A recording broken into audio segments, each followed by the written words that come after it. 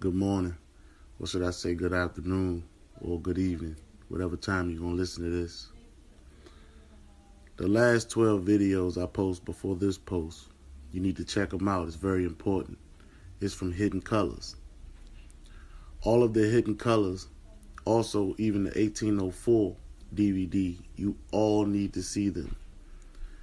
You all need to do the research after the information that is given, because everything on there is truth and facts, like real talk, and it's very important. It is so easy to wake up. It really is. I'm talking about fully. Fully. Not a little bit, but all the way. It's a war, and we can win it. We just got to band together and do one thing: read. Remember, when they attacked Africa, they did not attack Africa physically. They did not attack Africa educationally. They attacked Africa spiritually.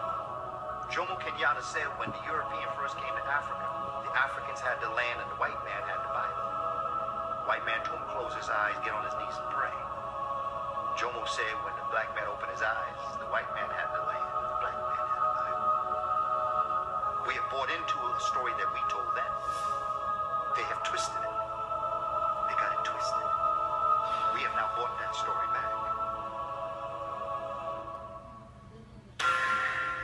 What we call the African and the communities that person lived in is where the concept of religion comes from. Europe never produced a religion, ever. Asia receives its religion from Africa. All of them. Buddhism, Hinduism, Shinto. As a matter of fact, to be more scholarly, starts with Hinduism. The first Hindu gods to come across were black Africans. And they came across, they were called Sambo, which is now a derogatory term used for blacks, mulattoes, etc. Sambo.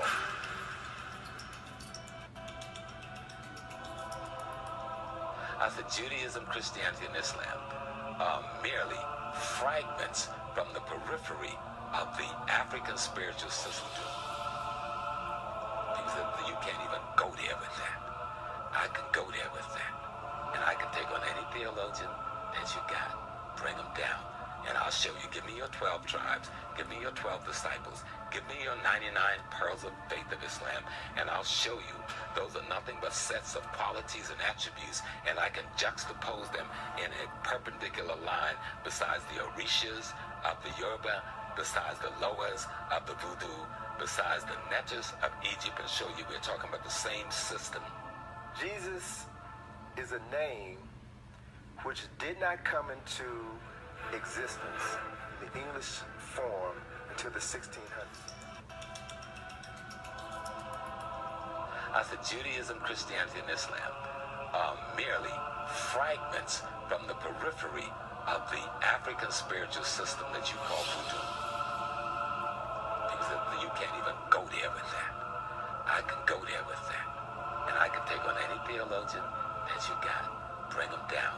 And I'll show you, give me your 12 tribes, give me your 12 disciples, give me your 99 pearls of faith of Islam, and I'll show you those are nothing but sets of qualities and attributes, and I can juxtapose them in a perpendicular line besides the Orishas of the Yoruba, besides the Loas of the Voodoo, besides the Netters of Egypt, and show you we're talking about the same system. Jesus is a name which did not come into existence, the English form, until the 1600s. The letter J was not invented until the 1600s. Let me say this again. The letter J was not invented until the 1600s. So the reality is, Jesus is not the name of that person. His name is an Amharic name, Yeshua.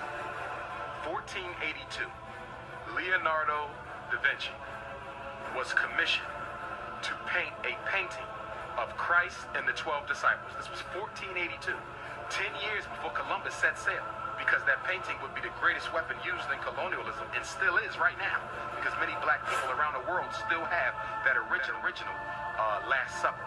And And so when Leonardo was asked to paint that picture, he got his uncle to actually sit in. And this is an historic record. He got his uncle to sit in and pose as Christ. And he got 12 criminals from a local jail who happened to be available to sit in as the 12 disciples.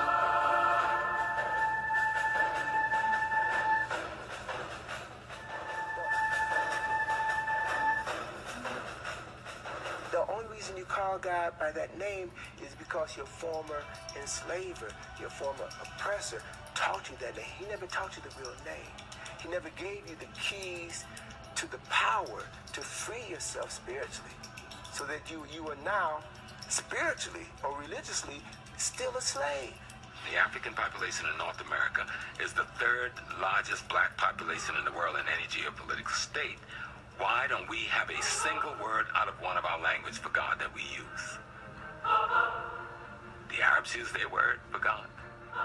The Jews use their word for God. The Catholics use their word for God. The Japanese use their word for God.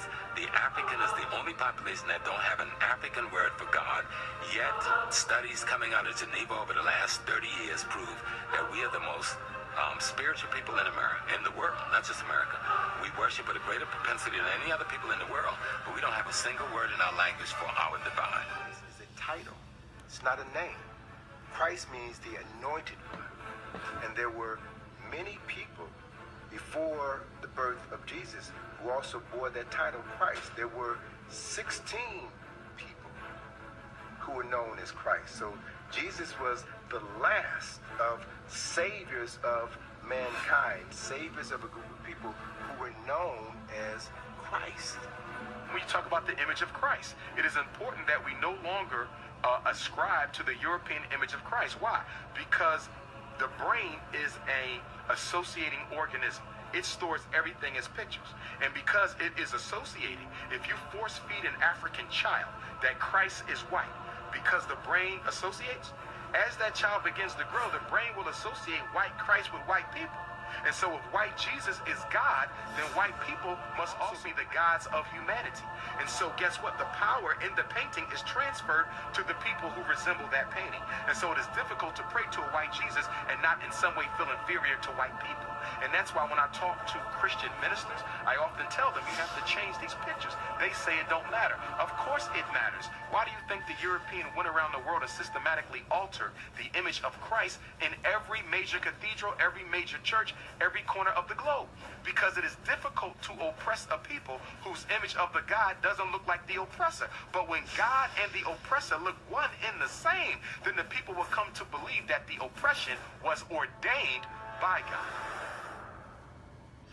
What we find is that in this story that came out of Kemet, after Aset reconstituted the body of her husband Asar, the spirit of Asar came and impregnated his virgin wife, Aset. And then 9 months later, the virgin Aset gave birth to her son, Heru. And Heru was born 4,000 years ago on December 25th.